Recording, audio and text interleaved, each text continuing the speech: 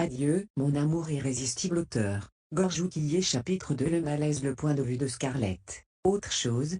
Ai-je demandé, incrédule. Nous devons nous lever tôt pour voir Rita demain, a répondu froidement Charles. D'accord. J'étais confuse. Je ne pouvais pas m'empêcher de me demander s'il était revenu juste pour marquer un point. Je dormirai ici ce soir, a-t-il ajouté. Je suis revenu à moi à l'instant où j'ai entendu ce qu'il avait dit. L'idée de lui demander s'il était vraiment de mise qu'il reste ici m'est venue à l'esprit, mais j'ai décidé de ravaler mes paroles à la place. J'ai peur que tu t'endormes trop à cause du décalage horaire, a-t-il expliqué. Il a dû constater la surprise sur mon visage. Oh. Très bien. Je vais nettoyer la chambre d'amis maintenant.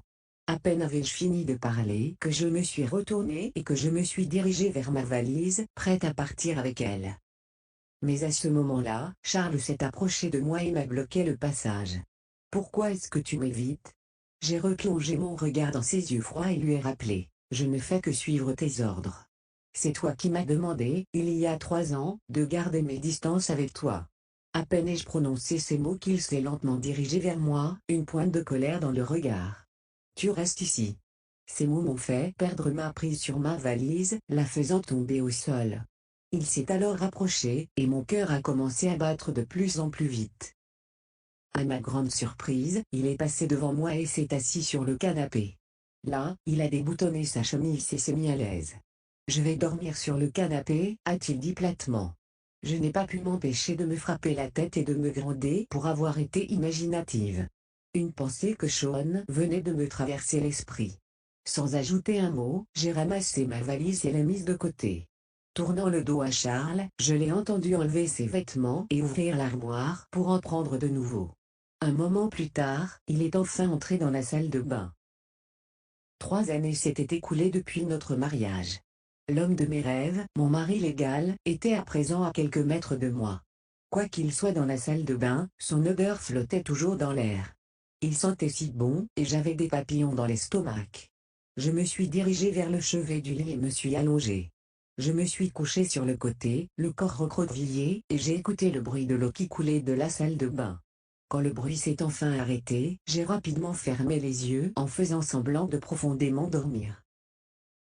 J'ai également ralenti ma respiration, pour qu'il ne remarque pas que je faisais semblant de dormir. Il y avait tellement de chambres d'amis. Pourquoi a-t-il insisté pour partager la même chambre que moi? Sans doute parce que nous ne nous étions pas vus depuis 3 ans. Quoi qu'il en soit, cet homme était de plus en plus imprévisible. Pendant un long moment, un silence assourdissant a envahi l'air. J'ai secrètement ouvert les yeux pour regarder Charles. Il était allongé sur le canapé, me faisant dos. Lorsque je regardais sa silhouette, mon corps s'est finalement détendu. Je savais que rien ne se passerait ce soir. Malgré tout, je ne pouvais m'empêcher d'être déçu au fond de moi. Le lendemain matin à mon réveil, Charles était déjà parti. En regardant l'heure sur mon téléphone, mes yeux se sont écarquillés sous le choc. Il était déjà 10 heures. J'ai sauté du lit et me suis lavé le plus rapidement possible. Lorsque je suis sorti de la chambre, j'ai vu Charles en train de lire un livre sur le canapé du salon. Pourquoi tu ne m'as pas réveillé? Ai-je demandé, ma voix légèrement plus forte sous l'effet de la panique. Je l'ai fait. En fait, j'ai failli t'asperger d'eau froide juste pour te réveiller. En parlant, Charles n'a même pas quitté le livre des yeux. Il n'y avait aucune émotion dans son ton non plus. Je suis désolé. J'étais un peu fatigué hier. Allons-y maintenant, ai-je dit maladroitement en baissant les yeux vers le sol. Il semblait que j'avais dormi profondément la nuit dernière. Mange quelque chose d'abord. Quoi? Alors ris, il n'y a pas besoin de se presser. Nous nous retrouverons plus tard au déjeuner. Ces moments surprise. N'avait-il pas dit que je devais me lever tôt? Avais-je mal entendu? Peut-être avait-il dit cela uniquement pour me taquiner. De toute manière, j'ai fait ce qu'on m'avait dit. J'ai pris un petit déjeuner léger et je l'ai pressé de partir ensuite. Ce n'était pas parce que j'avais hâte de voir Rita. C'est juste que je voulais en finir le plus vite possible. Je suis restée silencieuse sur le chemin du restaurant. Charles n'a pas dit un mot non plus. Cela faisait 3 ans que nous étions mariés. Mais pour diverses raisons, nous étions comme des étrangers l'un pour l'autre. Pour aggraver la situation, j'étais en train d'accompagner mon mari pour voir sa fiancée. La voiture s'est immobilisée au Rimbaud dans l'âme, un restaurant 3 étoiles Michelin. Ce restaurant était le plus luxueux de la ville. Pour dire vrai, je n'étais jamais venue ici auparavant. Même depuis que j'étais devenue Madame Mort, Charles ne m'avait jamais emmené dans cet endroit. Dès notre entrée dans le restaurant, un serveur s'est approché et nous a salués. M. Mort, Mademoiselle Lively vous attend au 2e étage. À en juger par l'accueil du serveur, il semblait que Charles était un habitué des lieux. Sans un mot, j'ai suivi Charles dans l'ascenseur. Souris quand tu vois Rita et ne fais pas la tête, a dit froidement Charles. J'ai forcé un sourire et l'ai rassuré, je le ferai. Scarlett, ça fait longtemps qu'on ne s'est pas vus. Dès que Charles et moi sommes entrés dans le salon privé, Rita nous a accueillis avec un large sourire. Il semblait qu'elle n'avait pas vieilli après toutes ces années. Elle aurait dû dépenser une fortune pour conserver son visage juvénile. Impressionnant, son visage était exactement comme dans les films. Elle ne ressemblait en rien à une patiente qui aurait été malade depuis longtemps. Ça fait longtemps, lui ai-je répondu avec un doux sourire. Tu t'es remise du décalage horaire? Je craignais que tu ne puisses pas te lever le matin aujourd'hui, alors j'ai fixé l'heure à midi. Oui, merci. J'ai très bien dormi la nuit dernière. C'est ma ville natale, après tout. Tu as beaucoup souffert ces 3 dernières années. C'est entièrement de ma faute. C'est une bonne chose que Charles soit là. Je me sens tellement mieux maintenant que par le passé. Rita a toussé dès qu'elle a fini de parler. Charles lui a tendu un verre d'eau, comme si c'était son devoir. Il semblait que devant Rita, la glace de son corps avait fondu et qu'il était devenu une personne complètement différente en un instant. L'attitude qu'il avait envers Rita était différente de celle envers moi. Le menu était un steak. Charles a minutieusement découpé le steak dans l'assiette de Rita. Il était rare de le voir comme ça, si doux et attentionné. Je vais bien. Ne t'en fais pas. Je m'en sors très bien. En fait, je viens d'obtenir mon diplôme. En souriant à Rita, je me débattais avec le steak à l'aide du couteau et de la fourchette. Tu es resté en France pendant 3 ans. Tu as un petit ami? On va passer notre lune de miel en France pendant le festival de Cannes cette année. Un petit ami?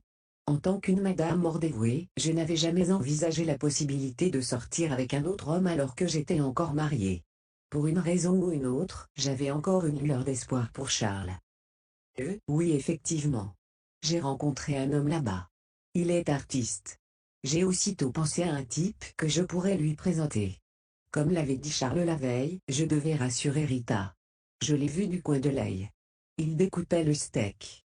Il s'est raidi pendant une seconde. Tu as des photos de lui? A demandé Rita avec curiosité. Sa curiosité m'a prise au dépourvu. J'ai regardé Charles en espérant qu'il m'aiderait. Malheureusement, il ne m'a même pas regardé.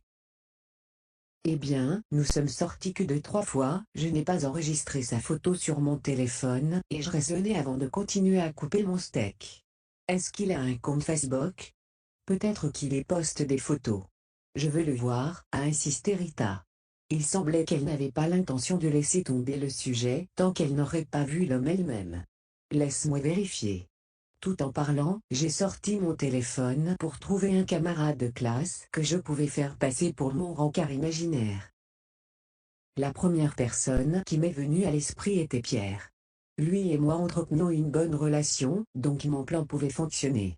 En consultant sa page Facebook, j'ai immédiatement vu une photo de lui devant la Tour Eiffel. Il avait de longs cheveux personnalisés et un visage jeune et séduisant. Pierre et Charles étaient diamétralement opposés. Le premier était artistique et allait dans le sens du courant, tandis que le second était froid et réservé. J'ai tendu mon téléphone à Rita avec la photo de Pierre affichée à l'écran. Ses yeux ont rayonné de bonheur en voyant la photo. Oh là là! Il a l'air d'un Parisien artistique et insouciant. Je suis si ravie pour toi, Scarlett. De toute manière, Charles et moi, je suis désolée. Elle a alors montré la photo à Charles. Il l'a juste regardée pendant une seconde. Vous deux êtes parfaitement assortis, a-t-il froidement remarqué. Rita m'a finalement rendu mon téléphone. Viendra-t-il en Amérique pour te rendre visite? A-t-elle demandé avec enthousiasme. Il est toujours en Europe. Il organise un vernissage à Lyon. Mais il viendra ici le mois prochain pour établir sa carrière, et je mentis. Tout ce qui sortait de ma bouche était uniquement de la fiction. Mais cela n'avait pas d'importance. La plus importante chose pour moi en ce moment était de rassurer Rita. D'ailleurs, je ne la reverrai peut-être pas après avoir signé l'accord de divorce. Autrement, je devrais réfléchir à comment faire venir Pierre ici. Est-ce que tu l'aimes? A demandé Rita, ses yeux pétillants d'impatience. J'étais stupéfaite. Bien sûr. J'ai fait de mon mieux pour rester calme et posée, pour éviter qu'elle ne voie la vérité en moi. C'est super. Charles, il semble que nous n'ayons pas du tout besoin de nous inquiéter pour Scarlett. Souhaitons du bonheur à Scarlett. Rita a levé son verre avec enthousiasme. Charles a également levé le sien. Scarlett, promets-moi que tu seras heureuse. Rita m'a regardé dans les yeux en parlant. Mais là, je savais très bien que tout cela n'était qu'une farce. Sous son masque de douceur se cachait un cœur méchant et laid. Bien sûr. Vous deux aussi. En signe de promesse, nous avons bu le vin dans nos verres. Quand j'ai posé mon verre, mes mains ont soudainement tremblé. En plus de cela, j'ai eu mal au ventre. Je souhaitais que ce repas se termine rapidement. Je ne voulais plus voir cet hypocrite. Désolé, je dois utiliser les toilettes. Je me suis excusé, n'en pouvant plus. Je voulais sortir et respirer l'air frais pour apaiser le malaise dans mon estomac. Lorsque je suis revenu à la table quelques instants plus tard, Charles était déjà en train d'aider Rita à enfiler son manteau. Rita ne se sent pas bien. Je vais la raccompagner chez elle. Plus tard, ce n'est pas grave. Je peux rentrer toute seule, ai-je rassuré. J'ai regardé, impuissante, Charles sortir du restaurant avec Rita dans les bras. Soudain, les muscles tendus de tout mon corps se sont relâchés.